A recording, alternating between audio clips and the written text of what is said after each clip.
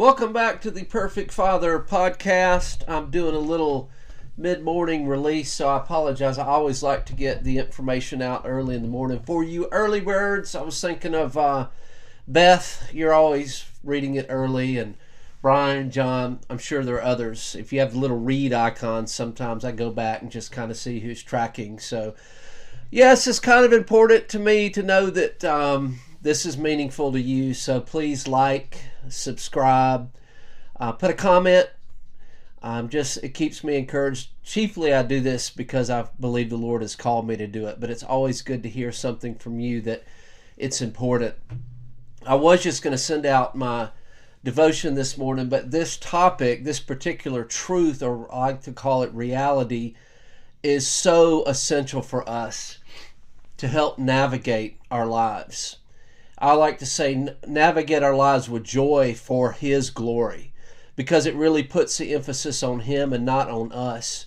And so I wanted to just take a little time and encourage you too, because how many great sermons, teachings have you heard and you thought, wow, that was so good and so important, and then you walk away and never really do anything with it. It just stays in your head and doesn't drop to your heart. And that's our part, right? We take it, we meditate on it, we sit in it, we apply it, we allow it to inform our emotions. You probably see that in a lot of the devotions where I say, sit in this long enough, breathe slowly, take it in, allow it to inform your emotions before you enter the day, giving you a sense of joy and peace and courage and enthusiasm. I believe that is essential. I know it's essential in my life. And this particular invitation is very important. It's entitled, Offer Your Inadequacies. And it comes from Mark chapter 8, verses 4 and 5. His disciples answered, "But where in this remote place can anyone get enough bread to feed them?" And Jesus replied, "How many loaves do you have?" he asked. Our prayer is, gracious Father, empower us to offer our inadequacies with hope and faith that you will use it for our mutual benefit and for your glory.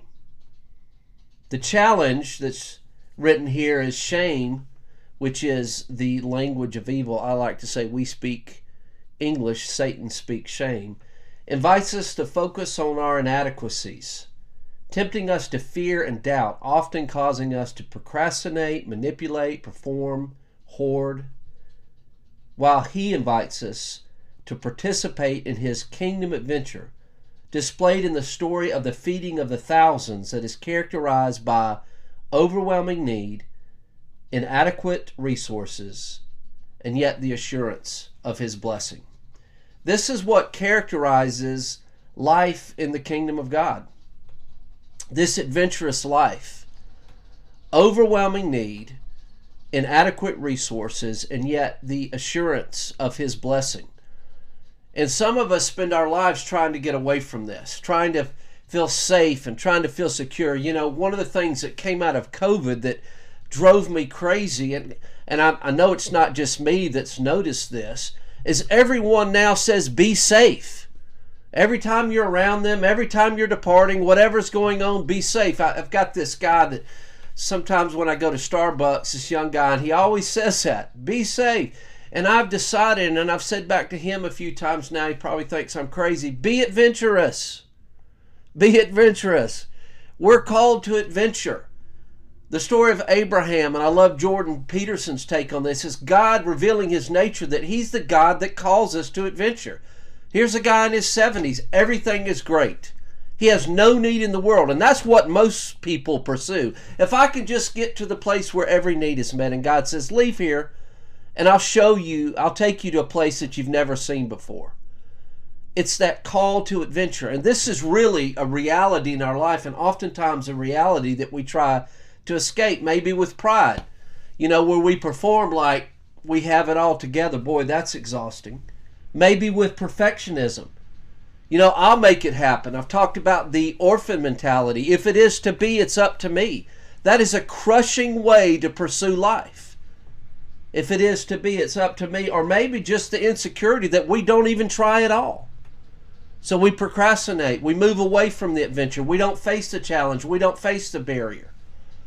And so I'm inviting you and I to offer our inadequacies, knowing that this life, this adventurous life in the kingdom, is chiefly characterized by overwhelming need, inadequate resources, and yet the assurance of His blessing. So our reflection begins with humility. Most of the ways that these realities go from our head to our heart is we have to start with humility, which says pause and humbly confess that you will never be able to adequately meet the innumerable needs in your life: work, relationships, responsibilities, finances, obligations. That is a truth, and it's a truth that gives us freedom, really, to know. I mean, take for instance, I was thinking about this as a father. Take one child. I'll just use my granddaughter, Annabelle. Hey, Annabelle. Maddie, you need to show that to her. Also, is the camera close enough? Maddie said you need to move your camera in. Anyways, I digress. Take one child, Annabelle, and as a parent, think that you could possibly meet all that child's needs. That's laughable. You can't. And so the invitation is just to offer what you have, and then trust that God will use it to meet that child's needs. So we begin with this Thanksgiving, so our reflection continues. Give thanks that this reality is a constant invitation into an adventurous life of trusting Him to use your inadequate efforts for your benefit and His glory. Sometimes, we start our day or continue our day complaining or focusing on our inadequacies. I'm inviting you, and I'm inviting myself, to replace that with thanksgiving. This is a magnet that draws me to Him. That it's obviously I don't have everything that it takes to meet the needs of today. And so it draws me to Him. It's an invitation to continue to come to Him for that daily grace, that daily protection and provision. So it's actually an opportunity for us in humility. I don't have that, but He does, and it draws me to Him. Our reflection continues. Pre-plan to silence the voice of shame by laughably agreeing that you are aware that you will never have enough or be enough, and declare to yourself that His transforming power and unlimited resources will always be enough. I think one of the indications that we have made progress or we're being healed is when we can laugh at these things. And that's one of the things I've learned to do when that arises in me or around me, that voice that says of insecurity, like you're inadequate, you don't have enough, you won't be enough. And I laugh and I say, absolutely, but that's not the point. The emphasis is on Him. And all He's calling me to do is just to give the little bit of that I have. My few fish and loaves. If you don't know, that's the story that's being referenced here. Is the thousands of people that were sitting there. We don't know how many. Recorded 5,000 men in one place, 4,000 in other. That's not family, so there's probably 10,000 plus easily. And Jesus is making a point. He's testing their faith. He's inviting them into this adventure into the kingdom. Hey, how many fish and loaves do you have? Are you willing to step into this kingdom reality to experience the full joy and adventure of life in the kingdom? In one of these stories in the boat where the disciples, the storm came and they were, He was asleep and they were trying to get water off the boat, and He comes and He calms the storm and He says, oh, you have little faith. And He says their hearts were hardened because they forgot about the story or the truth about the fish and loaves. It's in the Gospels. So this isn't about food. That's one resource. It's about every resource. You've forgotten that all I've called you to do is offer what you have. This boat is not going to sink. I said we're going to the other side.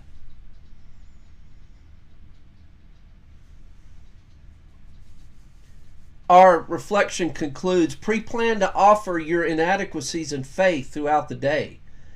as you quietly proclaim, I offer my fish and loaves with the assurance of His blessing. I offer my fish and loaves with the assurance of His blessing. I offer my fish and loaves with the assurance of His blessing. Part of my prayer time is the Lord's Prayer after I do some prayers of protection. and I always stop with, give us this day our daily bread. And I say, Lord, take my few fish and loaves. Bless it, break it, multiply it to meet the need. Because God obviously is not just talking about, our perfect Father is not just talking about food. He's talking about any resource that you're going to need today. Just offer it. In comparison with the need, it's going to be inadequate. Laugh at that. And just offer it with the assurance of my blessing. You know, I applied this yesterday. And I apply it many days. I was in a situation, and I'll just share some particulars about my situation and just how often this occurs in my life. You know, I was my boss, the head of psychiatry in our department, said, "I've got an opportunity for you." And whenever she says that, I'm like, "Oh my goodness, where are we going?" And she says, "You know, I want you to go do this training class on this this instrument, this survey that we do. It's called a structured interview that diagnoses PTSD." And so I go into this class, and lo and behold, the guy who created the instrument is the teacher of the class. There were 3 of us in there. 2 of them had used this instrument hundreds of times. That's their own admission. I'd never used it, never read it, never heard about it. So one day we're learning about it, and then he concludes the day and says, "Tomorrow I'm going to be the patient, and we're going to do role play. You're going to ask me questions, and you're going to rate me using this instrument, and then I'll tell you how I would have rated it. And these 2 colleagues that have done it hundreds of times are also going to give their feedback as to how they would have done it." And I just remember laughing to myself. I'm just going to have to offer my few fish and loaves. Certainly had that sense of inadequacy. But I've learned to laugh at it. And I said, "Lord, I'm just going to have to take this and offer it to you with the assurance of your blessing." You know, when we began the role play, he said, "Okay, I'm going to let Carl go first because he's never done this." Oh, great. And then he had me do it through 4 or 5 sections by myself. And, you know, I told him, I said, "I feel like I'm like, you're inviting me to shoot free throws and Michael Jordan is watching me." I could say Larry Bird for some of you, or maybe Steph Curry for the younger generation. Whatever. Observing me while shooting from the free throw line. And I laughed and I said, "I'm just trying to hit the rim." And he laughed, and we had a good time with that. But we find ourselves in these situations. You know, but I literally before this started, I took some deep breath and I said, "I'm just offering my few fish and loaves. It's not adequate, but you'll take it and you'll bless it to meet the need." You know, he concluded finally, after all was said and done, he said, "You were right on point." That was a blessing to hear, but it was more of a blessing that I was able to navigate that with peace and joy. It wasn't about the outcome. It wasn't about what he thought about me or what those colleagues thought about me. That's not the point.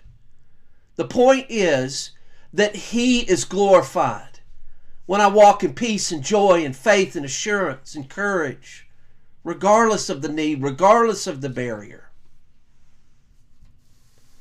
So I'm inviting you into this adventurous life in the kingdom. It's there for you.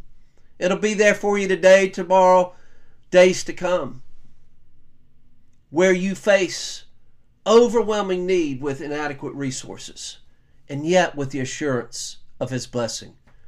Be adventurous. I love you. See you next time.